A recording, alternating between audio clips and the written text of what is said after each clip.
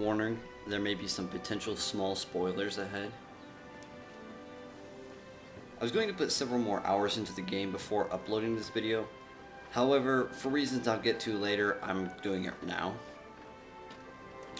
Still, although I'm only a few hours into the game, I must say that I'm actually really enjoying it. The game's graphics are good, and the pointless but visually appealing cutscenes are enjoyable to watch, such as the Cantina cutscene when you order food.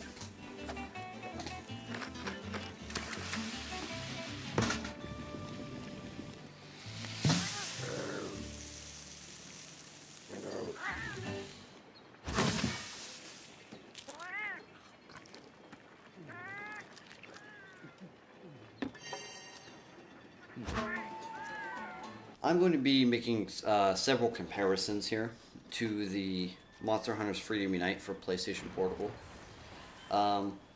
That's because that's the only other Monster Hunters I have played. And it makes sense because Monster Hunter's World and Monster Hunter's Freedom Unite are two of the three Monster Hunter titles that have been made for PlayStation. Some things have changed between Monster Hunter's Freedom Unite and Monster Hunter's World, which to be expected. They're released several years apart, and they're on two completely different platforms, the PlayStation 4 being much more powerful. So that explains, obviously, the increase in graphics and such. First off, instead of marking a monster with a paintball to keep track of him on your mini-map, like done in Monster Hunter's Freedom Unite, when you would find him, you would cycle through your items, select the paintball, hit square, and you'd throw it, and if it hit him, it'd mark him for a period of time until it wore off. Now you search out footprints, mud tracks, scales or feathers of that monster that have dropped or been pressed into the ground. And you have these things on you called tracker wasps, and they can analyze that footprint or marking and use that to get the scent of the monster. It takes several of these markings or clues to get the scent. How much exactly depends on how fresh the tracks are and the level of your tracker wasps. You can upgrade them just by using them. Eventually to the point where when you find one track, the tracker wasp will tell you where the next track is, so you go find that, and then from there on, and eventually I think it can go to the point where just you find it and it will just tell you one track, it'll tell you where that monster is, but I'm not sure, I'm not that far into the game. Another small thing, whetstones are unlimited. I know before, whetstones, they'd give you like 4 or 5 as a supply item. Now in Monster Hunter's World, they're given to you automatically and they're unlimited, which in my mind was a good change. They give you 4 or 5 as supply items in Freedom Unite, and I would also usually bring 4 or 5, but I rarely used more than 4 or 5, so having to carry all these around didn't really make sense, and it wasn't really necessary to have tons of whetstones on you. Also, the maps are much larger, and that kind of goes into it being a more powerful system, and I'm really liking that. Obviously not just the larger maps, but the more involved maps. In Monster Hunter's Freedom Unite, there are little secret areas on certain maps you could climb to, maybe find a good mining spot. There are some things like that, but there's a little more interactive. Like you might have to walk through waist-deep water, which is going to slow you down. There are some vines you can swing on, and other similar things. Instead of just going up to a thicket of bushes and swinging your net and capturing bugs, you find bugs on logs, walls of caves, the ground, trees, and you go up to it and it tells you what kind of bug it is right off, and you select it, which is kind of nice. It was kind of grindy going up to a bug patch and just swinging your net. And I understand Monster Hunter is a grindy game, that's the point of it, and it worked as far as grinding for monsters, but just going and grinding for bugs and thickets was a bit tedious. On the reverse side of that, mining at a mining spot has changed, and not for the better in my mind. Before, you found different mining spots, and depending on the map, so farther into the game, you unlock different maps you can go to. And generally, you can find better resources on those farther along maps. But another big factor is the type of pickaxe you had. If you had used crafting and made a pickaxe out of iron ore, you're going to get just adequate items and it's going to break faster. If you make one out of, matchlite ore, however, you're going to get a much better pickaxe and you are going to get much better materials and it's going to last longer. However, in Monster Hunter's world, you instead don't have to carry a pickaxe, or obviously a bug net, like I said, but you don't have to worry about a pickaxe. And you go up to a mining spot, which are really easy to find, actually. They are blue or purple, not really sure which, I'm colorblind. But blue crystals, and you mine it 3 times, and you get what you get. I haven't really noticed any difference based on the map you go to. But again, I'm not very deep in the game as far as time-wise. Still, most of the improvements, the small changes, are for the better. Like, I think the bug net one was a good improvement, because it was kind of grindy the other way. And it was still grindy for the mining, however, I think the mining worked better because you had a little bit more influence over it with the different types of pickaxes. And I know you had that with the bug patches too, but I still found that to be kind of tedious. But the mining I enjoyed, and I wish they would have kept that a similar system of different quality of pickaxes.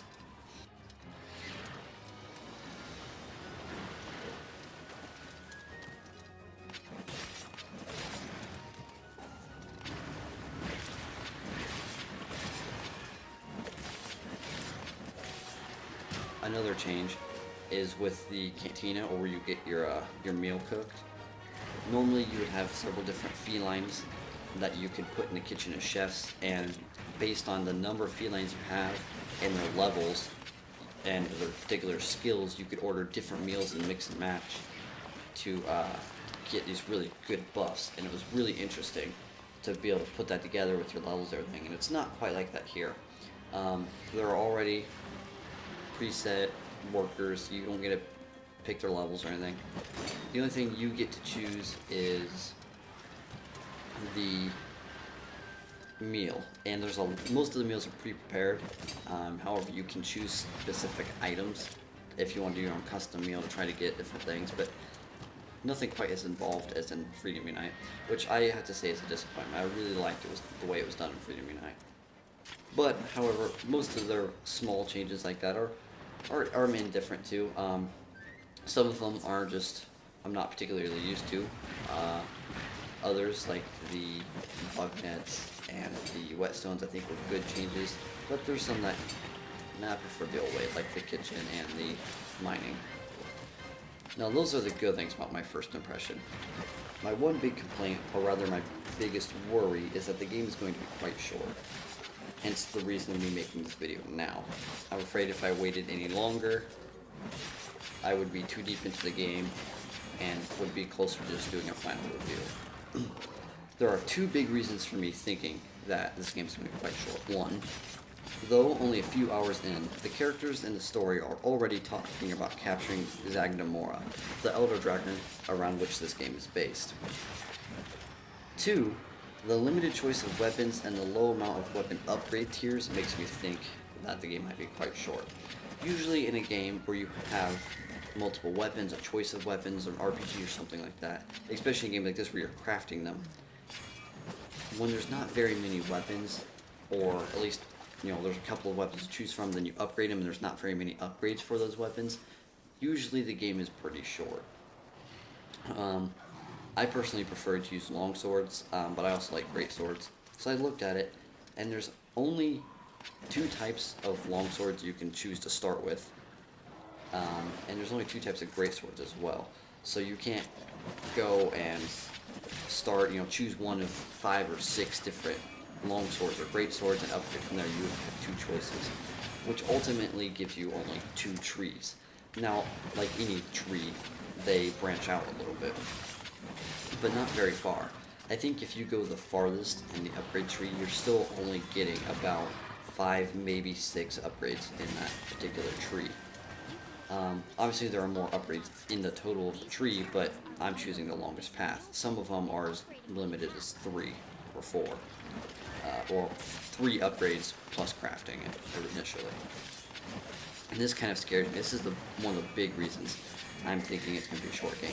True, as far as capturing Zactamora, they could fail, that could cause something else, and the story could go on. These small amount of weapons and limited upgrades make me think that this game is probably going to be a short one. Now, I could be wrong, and hopefully I am. They could always, after potentially go to capture Zactamora, it doesn't work, whatever happens, comes out, that's sort of a milestone in the game, and they give me a lot more weapons to show. I don't know why they do that, because even though I only can make 2 weapons to start off with, it shows me the entire tier or the entire tree for that weapon. It just shows them as question marks. I don't know what they are. I don't know what their statistics are until I have the materials to craft it. So if it's doing that, why would it not show me other weapons? Again, unless I reach a milestone in the game, and for some reason it decides, oh, here's a 3rd or 4th weapon you can add in, or that we've added in, and you can upgrade those now, or here's a couple of, further trees. And I don't see them doing a further tree thing, because like I said, it does show all of the upgrades, it just doesn't show all the statistics of it until I have the materials. So I mean, there's a good possibility that they could add weapons further on in the game. Another thing that makes me think they potentially could add some more is, actually I went to log on today and get some gameplay footage for this video, and there was an update, so I let it update and I went back in, and they hadn't added any weapons or upgrades or anything like that. However, they had added 2 more armor sets. Well, sets is putting it a bit extreme. They had added pants to 1 type of armor, but there's nothing else for it, and they had added what they called alloy, which is made from matcholite. They had added that set. However, I'm already farther than that in the armor tier. So they very well could add more weapons and armor throughout the game, through updates and whatnot, and potentially DLC. But even if they add plenty of weapons and armor, my concern is that the game's going to be too short to really utilize them. It's just going to be used mostly in playing these missions over and over, but to no real point. And that was one of my favorite things about Monster Hunter Freedom Unite. The game had over 500 hours of gameplay, so you never had to worry about, oh, I finally got, this super good sword, but I get to use it for an hour and then I beat the game. Even if you beat the game, there's all kinds of guild quests and such in which you can start getting guild ranked armor and things like that, or G rank armor. And I'm not sure this game's necessarily going to have that, and I'm a little worried about it. But even if the game goes on, like I said, it very well could. Characters could fail at capturing Zactamora as part of the storyline. But then I'm concerned with going through this a little bit lengthier game with a choice of like 3 weapons, basically. Because, like I said, I don't use a whole range of weapons. Mostly, so far I've only used long swords, but in Freedom Unite I used long swords and great swords. And on times when playing with somebody else, I would even use a bow.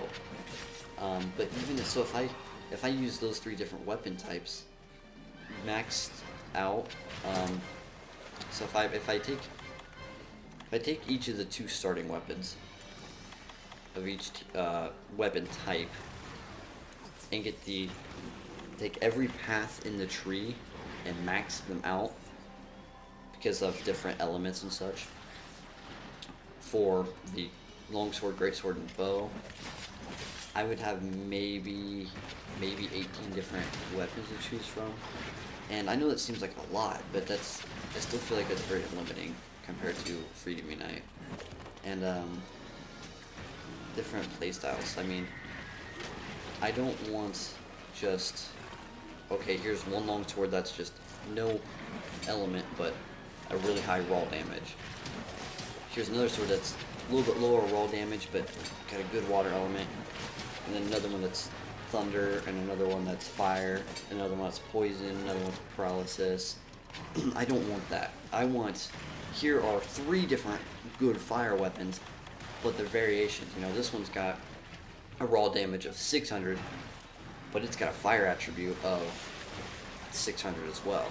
Well, this one's got a raw damage of 800, but its fire attribute is only 150.